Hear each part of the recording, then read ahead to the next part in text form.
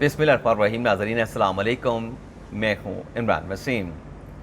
नाज़रीन, supreme court में justice Ijazul Ehsan और जस्टिस आयशा मलिक साहिबा पर मुश्तमिल दो रुकनी बेंच ने जो साबिक़ वज़ीर आज़म इमरान ख़ान की बलूचिस्तान हाई कोर्ट के फ़ैसले के ख़िलाफ़ जो अपील पर समाअत की है, इस अदालती कार्रवाई का आंखों देखा अहवाल जो है वो आप नाज़रीन के साथ हम शेयर करेंगे और आपको बताएंगे कि जस्टिस आयशा मलिक साहिबा ने इमरान ख़ान साहब को रिलीफ देने से क्यों इनकार किया, और जब खातून जज ने इनकार कर दिया तो इसके बाद जो बेंच के सरबराह थे जस्टिस इजाज़ुल एहसन साहब, उन्होंने इमरान ख़ान साहब के वकील एडवोकेट लतीफ़ खोसा को क्या मशवरा दिया कि आप क्या करें कि अगर आपको आज की अदालती कार्रवाई से रिलीफ नहीं मिल पा रहा तो आपके पास ऑप्शन क्या है, आपके पास कानूनी रास्ता क्या है। और इसके अलावा आज की समाअत में इमरान ख़ान साहब के जो वकील थे लतीफ़ खोसा साहब, वो बार बार कौन से इस्तदाएँ जो हैं वो अदालत से करते रहे और उनकी इस्तदाएँ क्यों रद्द होती रहीं, वो क्या एक्सपेक्ट करके आए थे लेकिन अदालत से क्या लेके आए। और मीडिया के हवाले से भी लतीफ़ खोसा साहब ने आज कमरे अदालत में कुछ बातें कहीं, तो इस पर आयशा मलिक साहिबा ने कुछ उनसे मुकालमा किया। वो मुकालमा क्या था उसकी तफसीलात भी जब डिटेल का अदालती कार्रवाई की तफसीलात आपके साथ शेयर करेंगे तो ये सारी चीज़ें कवर हो जाएंगी। लेकिन आज अदालती कार्रवाई का अहवाल आपके साथ शेयर करने से पहले इस मुकदमे के हवाले से आपको ये भी वाज़ेह कर दें कि ये जो इमरान ख़ान साहब का मुकदमा था बलूचिस्तान हाई कोर्ट के ख़िलाफ़ फैसले के ख़िलाफ़ जो अपील थी, ये कोई ज़मानत का मुकदमा नहीं था, ये कोई ज़मानत में एक्सटेंशन का मुकदमा नहीं था। क्योंकि हमारे एक साथी दोस्त की जानिब से ऐसा ट्वीट किया गया तो बहुत सारे जो ज़ाहिर सी बात है कि उनकी फॉलोइंग भी बहुत ज़्यादा है, तो टेक्निकली वो बात इनकरेक्ट है कि इमरान ख़ान साहब जो है वो ज़मानत में तौसीक़ के लिए आए थे या वो ज़मानत हासिल करने के लिए आए थे। इस्तदाएँ इमरान ख़ान साहब की ज़रूर रद्द हुई हैं, इमरान ख़ान साहब की बात नहीं मानी गई, इमरान ख़ान साहब को गिरफ़्तार ना किया जाए ये भी प्रेयर की गई, लेकिन अदालत ने बात मानने से क्यों इनकार किया, ये सारी तफसीलात तो आगे हम आपको बताएंगे। लेकिन ये जो प्योरली मुकदमा था ये बलूचिस्तान हाई कोर्ट के फ़ैसले के ख़िलाफ़ जो अपील थी, हाई कोर्ट में इमरान ख़ान साहब इस नुक्ते के ऊपर गए थे कि उनके ख़िलाफ़ जो कोयटा में दहशत गर्दी का मुकदमा दर्ज किया गया है वकील अब्दुल रज़ाक शर के इक़दाम कत्ल के बुनियाद के ऊपर जो उन्हें नॉमिनेट किया गया है, उस FIR को क्वैश किया जाए। इखराज मुकदमे की जो दरख्वास्त है इमरान ख़ान साहब की बलूचिस्तान हाई कोर्ट में, वहाँ पे खान साहब की दरख्वास्त को रद्द किया गया था। उस फैसले के खिलाफ इमरान ख़ान साहब जो है वो अपील लेके आए थे, लेकिन टेक्निकली की अदालत से वो ये इस्तदा कर रहे थे कि जब तक इस केस का फैसला नहीं हो जाता आप नोटिस जारी कर दें। इमरान ख़ान साहब के वकील कहते रहे, और साथ में जो इस FIR के ऊपर कानूनी कार्रवाई हो रही है उसको जब तक सुप्रीम कोर्ट का इस अपील के ऊपर फैसला नहीं हो जाता उस पर जो है किसी किस्म की कार्रवाई करने से जो है मुतलका हुकाम को, बलूचिस्तान के ऑफिशियल को, प्रोसिक्यूशन को और पुलिस को जो है वो कार्रवाई करने से रोक दे। अगर ये लिफ आज मिल जाता, हुक्म इम्तना दे दी जाता, तो टेक्निकली जो इमरान ख़ान साहब को गिरफ्तारी का खदशा लाहक था तो वो खदशा ना रहता। जब वहाँ पे सारी कार्रवाई जो है वो स्टैंड स्टिल हो जाती तो फिर इमरान खान की गिरफ्तारी ऑटोमेटिकली जो है वो रुक जाती। लेकिन ये खान साहब को रिलीफ क्यों नहीं मिला, क्यों नहीं मिला, इस पर फिर अब आपके साथ अब डिटेल शेयर करते हैं। नाज़रीन, लतीफ़ खोसा साहब पेश हुए, उनकी जानिब से कहा गया कि वकील का कत्ल हुआ वहाँ पे अब्दुल रज़ाक शर का, फाजिल वकील का, और इसके बाद वज़ीर आज़म के जो मामले खसूसी थे अता तारड़ साहब, उन्हें कोई इन्वेस्टिगेशन होने से पहले ही अता तारड़ साहब ने इसका इल्ज़ाम जो है ज़िम्मेदार जो है इमरान खान साहब को वकील के कत्ल का करार दे दिया। आयशा मलिक फिर अच्छा यहाँ पे और भी बात की, जो मैंने TV चैनल्स की बात की, लतीफ़ खोसा साहब ने कहा कि TV चैनल्स के ऊपर खबरें फ्लैश होना शुरू हो गई हैं। वज़ीर आज़म के मामले खसूसी अता तारड़ साहब प्रेस कॉन्फ्रेंस कर रहे थे, चैनल ये चला रहे थे, वो चला रहे थे। आयशा मलिक साहब ने कहा कि आप न्यूज़ नेटवर्क को छोड़ें, वो क्या चलाते रहे। अब ये जो लतीफ़ खोसा साहब की बात थी चैनल्स के हवाले से, ये भी नाज़रीन समझ नहीं आ रही थी कि अगर वज़ीर आज़म का मामले खसूसी एक प्रेस कॉन्फ्रेंस कर रहा है तो मीडिया ने तो जाके कवर करनी है। PTI का अगर रहनुमा वहाँ पे करता है तो वो भी जाके कवर करते हैं। तो इसमें ऐसी कौन सी अनहोनी बात थी कि मीडिया को मोरद इल्ज़ाम ठहराया जा रहा था लतीफ़ खोसा साहब की तरफ से। आगे चल के भी उन्होंने मीडिया के हवाले से बात की, उस पर भी अदालत ने क्या कहा वो आगे आपको बताएंगे। लेकिन आयशा मलिक साहब ने जब कहा कि आप TV न्यूज़ नेटवर्क को रहने दें, आपने जो FIR की दरख्वास्त दी की थी FIR के इंदराज के लिए, वो दरख्वास्त पढ़ें। लतीफ़ खोसा साहब ने जो अब्दुल रज़ाक शर के जो बेटे हैं जिनकी मुद्दत में ये मुकदमा दर्ज हुआ था, वो FIR अदालत के सामने पढ़ी, जिसमें यह कहा गया था कि उनके वालिद का जो कत्ल हुआ है उन्होंने इमरान खान साहब के खिलाफ जो है वो आर्टिकल 6 का मुकदमा दर्ज कर रखा था। तो बेटे वकील के ये कहते हैं जो FIR के इंदराज की दरख्वास्त है कि मुझे कभी यकीन है कि इमरान खान की इमां के ऊपर नामालूम अफराद ने मेरे वालिद को जो है वो फायरिंग करके कत्ल किया है। फिर लतीफ़ खोसा साहब ने पढ़ने के बाद कहा कि देखें कि ये इमरान मफरूज़ों की बुनियाद के ऊपर जो है मेरे मौक्कल के ख़िलाफ़ जो है वो मुकदमा दर्ज किया गया है। मेरे मौक्कल तो पिछले कई अरसे से लाहौर में हैं, वो तो कोयटा नहीं गए। और फिर उन्होंने कहा कि 1 साल से वो एक अदालतों से दूसरी अदालतों के चक्कर लगा रहे हैं और शदीद किस्म की उनकी निगरानी की जा रही है।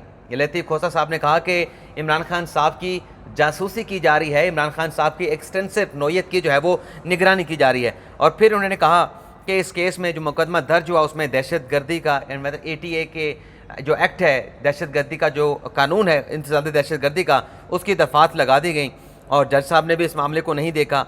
होना तो उन्हें ये चाहिए था कि पहले देखा जाता कि कोई सबूत हैं तो फिर ये FIR की दहशतगर्दी के FIR का इंदराज होता।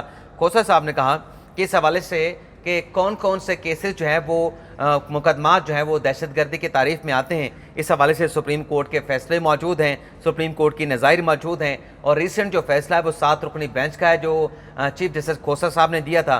इस पर फिर इजाज़ुल एहसन साहब ने कहा कि जब FIR का इंदराज हुआ तो ये तयन किसने किया कि इसमें दहशतगर्दी का जो एक्ट है, इंसदाद दहशतगर्दी का जो एक्ट है उसका इतलाक़ होगा। आप कह रहे हैं कि SHO ने गलत सेक्शन लगा दी। आप पर FIR के अंदर जो है वो ATA के सेक्शंस नहीं लगते थे। लेकिन इजाज़ुल एहसन साहब ने कहा कि अगर ऐसा हो गया है तो फिर अब ये बताएं कि कानून के मुताबिक रेमेडी का फोरम क्या है। आयशा मलिक साहब ने कहा कि क्या अदालत की ज़िम्मेदारी है, ATC अदालत की ज़िम्मेदारी है कि वो ये देखे कि ये दहशतगर्दी का मुकदमा बनता है या नहीं बनता। इजाज़ुल एहसन साहब ने कहा कि तरीक़ाकार क्या है। सवाल यह है कि अगर आगे बढ़ने के मतलब अगर तयन नहीं किया गया कि ये ATC की सेक्शंस लगती थी नहीं लगती थी, लेकिन अब जो आप कह रहे हैं कि इसका तयन होना चाहिए या ये होना चाहिए वला होना चाहिए, इस हवाले से ऑब्लिगेशंस क्या हैं, किसने जायज़ा लेना है। आयशा मलिक साहब ने कहा कि अगर ये गलत सेक्शंस लग गए हैं, असल सवाल यह कि अब क्या होना चाहिए, कानूनी रास्ता क्या है, कानूनी ऑप्शन क्या है। क्या अदालत कैसे पाबंद है कि वो इस बात का तयन करे। आप तहरीरी दरख्वास्त तो उस अदालत में दे सकते थे, ATC की अदालत में। खोसा साहब ने कहा कि अदालत ने तो JIT कायम कर दी, अदालत ने तो इमरान खान साहब के नाकाबिले ज़मानत अरेस्ट वारंट जारी कर दिए। और फिर आगे चल के इजाज़ुल एहसन साहब ने कहा कि आपके मुताबिक जो है वो अदालत ने कि ये सेक्शंस गलत लगे हैं इस बात का नोटिस नहीं लिया। खोसा साहब ने कहा कि पहले तो तयन ये होता कि जो SHO ने मुकदमा दर्ज करना था, ये सारी बात नाज़रीन SHO के हवाले से है, क्योंकि असल कानून के मुताबिक तो SHO ने सुप्रीम कोर्ट के फैसलों के मुताबिक देखना है कि क्या जो मुकदमा वो दर्ज करने जा रहा है उसमें ATC की ATA की जो सेक्शन है वो लगती हैं नहीं लगती। तो लतीफ़ खोसा साहब ने कहा कि पहले ये तयन होता, लेकिन वो तयन नहीं हुआ, मुकदमा दर्ज कर लिया गया और इंसदाद दहशतगर्दी की अदालत ने भी वारंट भी इमरान खान का जारी कर दिए और JIT भी तश्कील दे दी। तो इजाज़ुल एहसन साहब ने पूछा कि ये जो आपने कहा कि इमरान खान के वारंट जारी किए गए, उनके खिलाफ JIT बनाई गई, किस प्रोविजन के तहत, कानून के किस प्रोविजन के तहत जो है ये अख्तियार ATC को कानून जो है वो देता है। अगर FIR दर्ज हो गई है तो तयन जो है वो SHO ने करना था, लेकिन असल बात जो है अब आगे बढ़ने का कि आगे क्या हो सकता है।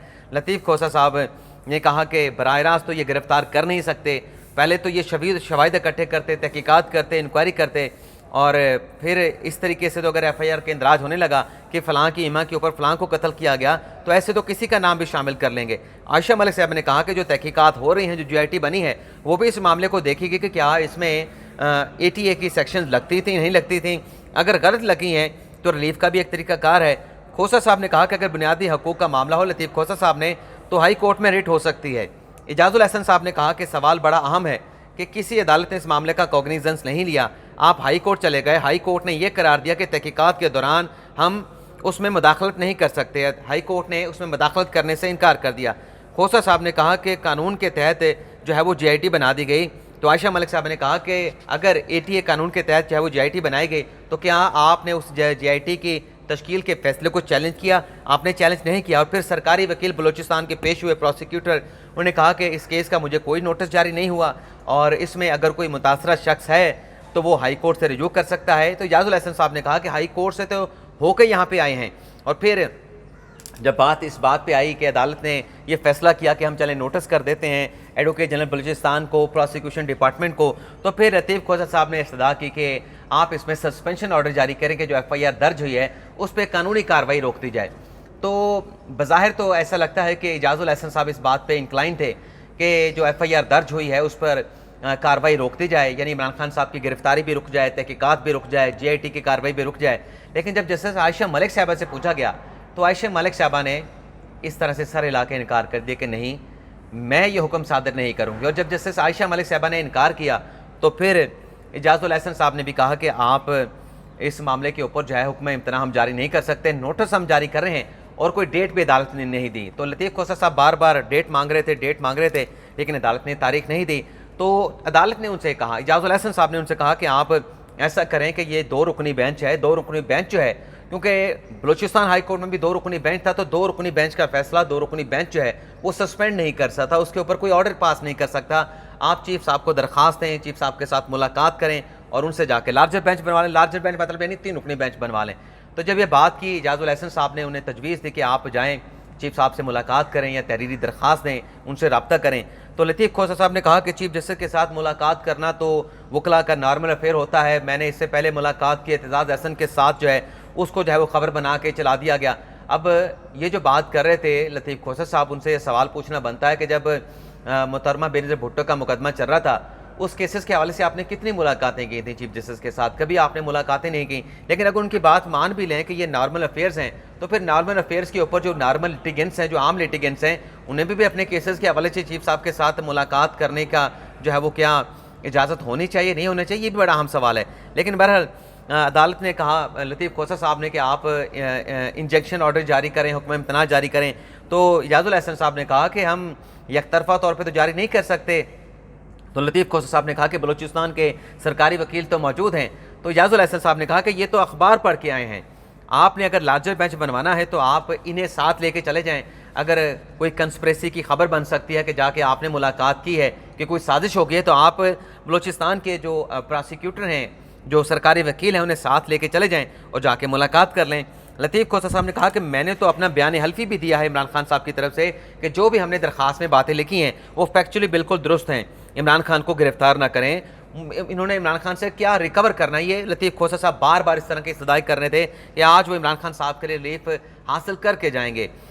اب میں وہ لفظ تو استعمال نہیں کروں گا, منت سماجت کر رہے تھے, لیکن بظاہر ان کی باڈی لینگویج سے بار بار استدعائیں کرنے سے یہی لگ رہا تھا کہ وہ عمران خان صاحب کے لیے ریلیف حاصل کرنا چاہ رہے ہیں, اور ریلیف نہ ملنا ان کے لیے پریشان کن نظر آ رہا تھا. لیکن عدالت نے ان کی بات نہیں مانی, اور پھر کھوسہ صاحب نے یہ کہا کہ میں عاجزانہ طور پہ درخواست کرتا ہوں کہ آپ جو ہے وہ عمران خان صاحب کو گرفتار نہ کرنے کا حکم دے دیں. تو اعجاز الاحسن صاحب نے کہا کہ ہم بے بس ہیں, یہ نیچے سے 2 رکنی بینچ کے فیصلے کے خلاف اپیل آئی ہے, کم از کم 3 رکنی بینچ جو اس اپیل کو سن سکتا ہے, کوئی حکم جاری کر سکتا ہے.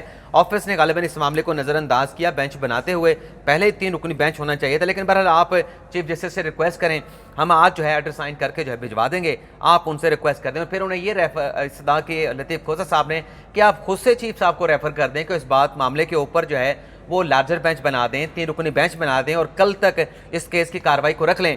یہ بھی بات جو ہے وہ اعجاز الاحسن صاحب نے نہیں مانی. جب عائشہ ملک صاحبہ انکار کر چکی تھیں تو انہوں نے کہا کہ آئندہ سماعت کی تاریخ بھی نہیں دیں گے, آپ ملاقات تو کریں. اعجاز الاحسن صاحب نے کہا لطیف کھوسہ صاحب سے, ہو سکتا ہے کہ آج یہ مقدمہ دوبارہ لگ جائے یا کل لگ جائے, لیکن ہم جو ہے سرکاری وکیل کو سننے بغیر جو ہے کسی قسم کا انجیکشن آرڈر جو ہے وہ جاری نہیں کریں گے. تو نوٹس ہو گئے متعلقہ فریقین کو, مقدمے کی سماعت بھی ملتوی ہو گئی, کوئی تاریخ نہیں ملی, اور عمران خان صاحب کی گرفتاری سے روکنے کا حکم بھی صادر نہیں کیا گیا. اس کے علاوہ ناظرین, عمران خان صاحب نے کل جو توشہ خانہ کے مقدمے میں چیف جسٹس سے اسلام آباد ہائی کورٹ عامر فاروق صاحب کے خلاف جو درخواست دی تھی کہ وہ ریکیوز کر جائیں, اس کیس کا فیصلہ تو آج اسلام آباد ہائی کورٹ کے چیف جسٹس عامر فاروق صاحب نے سنا دیا ہے. اور جو توشہ خانہ کا مقدمہ فوجداری کمپلینٹ تھی عمران خان کے خلاف, اس کو عامر فاروق صاحب نے ناقابل سماعت قرار دے دیا ہے, اس کو ختم کر دیں. عمران خان صاحب کے خلاف جو سیشن عدالت میں فوجداری مقدمہ تھا توشہ خانہ کا, وہ کیس خان صاحب کے خلاف ختم ہو گیا ہے. لیکن اس کیس میں ایک بڑی اہم ڈیولپمنٹ بھی ہوئی ہے. وہ ڈیولپمنٹ کیا ہے, اس کے لیے اگلا ویلاگ کا انتظار کریں, کیونکہ 14 منٹ پہلے ہو گئے. پہلے دوست کہتے ہیں بھی 18-19 منٹ کا ہوتا تھا, کہتے ہیں چھوٹا کریں 13 منٹ کا, اب 13 منٹ کا اب کہتے ہیں کہ 8 سے 9 منٹ کا کر لیں.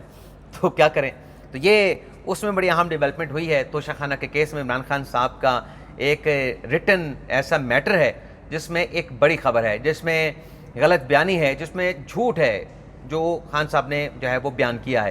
یہ کیا معاملہ ہے, اس کی تفصیلات پھر اگلے ویلاگ میں آپ کے ساتھ شیئر کریں گے. اب تک کے لیے اتنا ہی, اجازت چاہتے ہیں. اللہ حافظ.